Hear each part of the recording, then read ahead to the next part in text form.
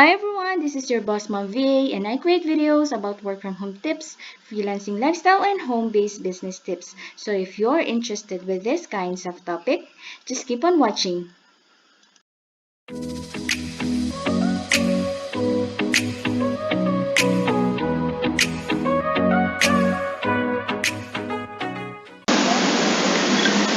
Okay, so pag-uusapan natin sa video na to is how to fulfill an order in Lazada. So kung first time Lazada seller ka and nagkaroon ka ng order, nag-notify sa'yo na meron ka ng order, ano yung mga dapat mong gawin o steps na dapat mong gawin to fulfill your first order. So pag-uusapan natin yan in few minutes. But before we further proceed, meron na nga pala akong ginawang separate video, na unang video regarding Lazada seller. And yung sign-up process, sinabi ko na dun sa video na yon. And yung mga dapat mo at napaka-importanting bagay na malaman mo bago mo i-click yung sign-up button dun sa Lazada. So, very important talagang mapanood mo muna yon bago ka mag-proceed dito. So, sinabi ko doon yung mga requirements, kung ano ba yung mga packaging materials, yung mga dapat mo pang gastusin, and also yung drop-off station na sinasabi. So, lahat yon malalaman mo dun sa video na yon, and yung link ng video is nasa description box below. Again, kailangan mo munang panoorin yon dahil very important talaga na malaman mo yon bago ka mag-decide maging isang Lazada seller. Okay, so let's begin with this video. So these are the 4 easy steps to fulfill an order in Lazada. Number 1 is to print the shipping label. Number 2, click the ready to ship. Number 3 is pack the order. And number 4 is drop off the package in Lazada drop-off station. So yung actual na order fulfill ng order sa Lazada is sa next video na natin. So ito muna yung dapat nyong tandaan na steps. So easy lang naman yan and hindi kayo dapat malito dyan. Okay, paano malalaman kung may bagong order ka na sa Lazada? Actually, may 2 ways para malaman kung meron ka ng bagong order na dumating sa Lazada shop mo.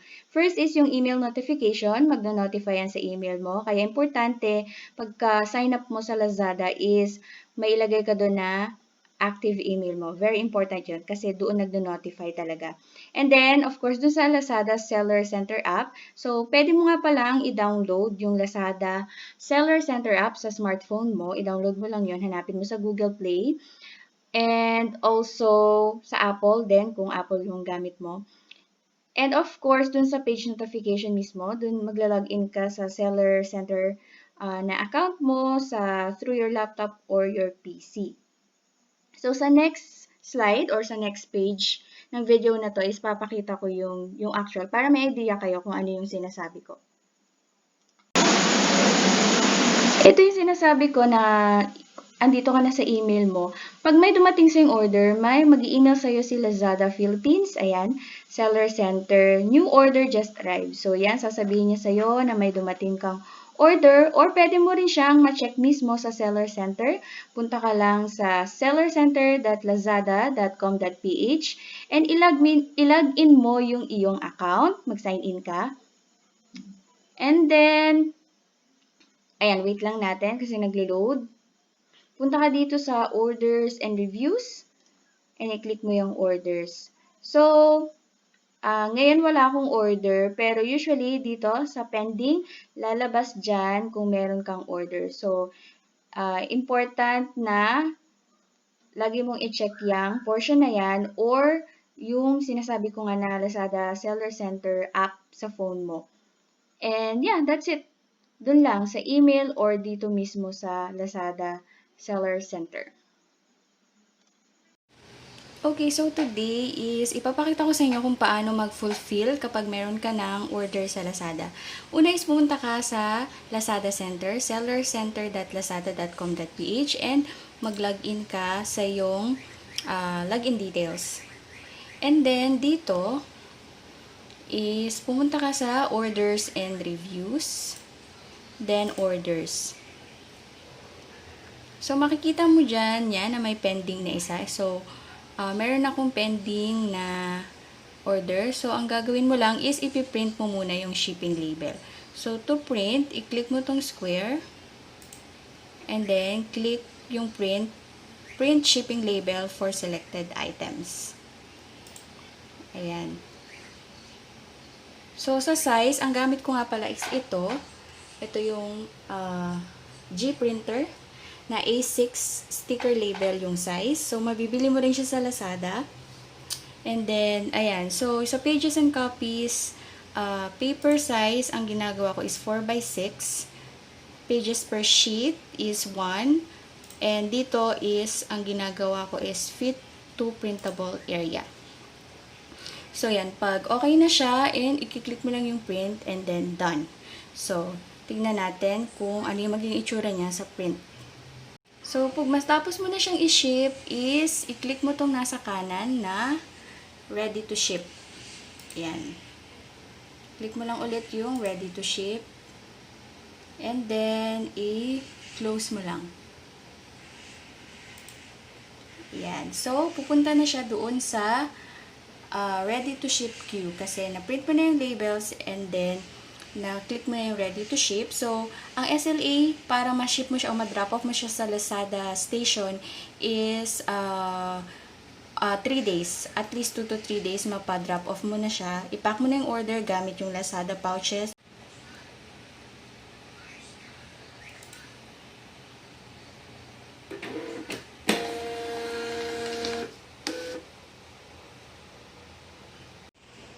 Yan. Okay, so ito na yung magiging itsura nung printed na label. So, i-click mo lang yung done. And then, yan. Click mo na yung label and na-click mo na yung ready to ship is, i-ready mo na yung items. Ano mo sa Lazada pouches. Makaka-order ka rin nito sa Lazada. Itong size na gamit ko para sa cup is yung large. And then, meron din akong bubble wrap. And then, yan. Kailangan mo lang siyang ipack ng maayos. And then, idikit mo yung sticker label. Ito. And then, i-drop off mo na dun sa drop-off station ni Lazada. Okay, so, ready na ang ating order. Napack na natin to. And, hapon na ngayon. So, bukas ko ito madadrop off sa station ng Lazada. So, ganyan mo lang siya ididikit yung sticker label sa, ayan, sa ibabaw. Ayan, make sure na properly yung pagka-print mo. Kasi i-scan yan, yung code, i-scan doon ng staff doon sa Lazada drop-off station. So, yeah, that's it. Okay, so yun yung step-by-step procedure on how to fulfill an order in Lazada. And important tip lang pala, no?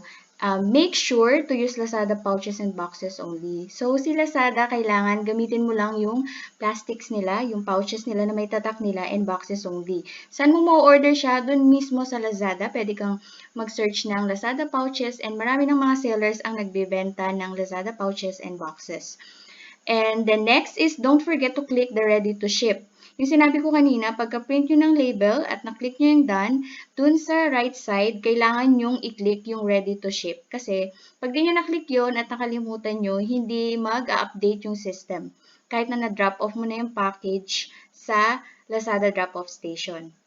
Next is SLA to drop off the package to Lazada TOP station is 2 to 3 days. So, yung SLA, kailangan pagka-click mo ng ready to ship, is ma-drop off mo na siya sa Lazada station within 2 to 3 days. Kailangan hindi humaba doon, kundi magkakaroon siya ng penalty. Ang alam ko may penalty yan kapag late mo siyang na-ship. Next is find the nearest drop-off station. They have schedule lang na pwede kang mag-drop off. So, pag nahanap mo na yung drop-off station, I suggest na panoorin mo muna yung video, yung first video ko regarding Lazada, which is yung link is nasa description box below. Doon, pinakita ko yung kung paano mo mahahanap yung nearest drop-off station. So, pag nahanap mo na yung drop-off station na malapit sa lugar mo or sa bahay mo, meron lang silang schedule Kagaya dito sa amin sa Shell Station dito sa may Imus is 1 p.m. to 5 p.m. lang sila. So, kahit umaga kami nag-drop off, hindi nila pinapayagan. Kailangan antayin mo talaga na 1 p.m. So, meron silang strict na schedule. So, dapat nyo alamin yan para hindi naman masayang pamasahin nyo or yung effort nyo na pagpunta doon is hindi pa pala pwedeng mag-drop off. The next is only 12 packages and below lang ang pwedeng i-drop off. Kagaya ng sinabi ko, kailangan i-drop off mo yung package, kahit 1 to 2 lang yung package mo, kailangan i-drop off dahil wala si Lazadang option na i-pick up yung iyong item sa bahay mo. Walang courier na magpi-pick up sa bahay mo kapag 12 packages ka lang and below. Ang pwede lang nilang i-pick up na courier is yung mga bulky items, yung mga malalaking item talaga, at saka yung 13 packages and up. So, kung 5 lang yung packages mo or 1 to 2 orders lang ikaw per day, kailangan mo talaga siyang i-drop off.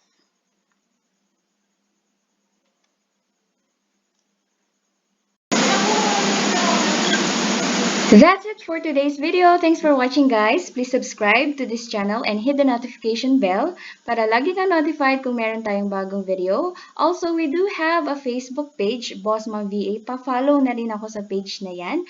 And yeah, see you again on my next video. Bye now!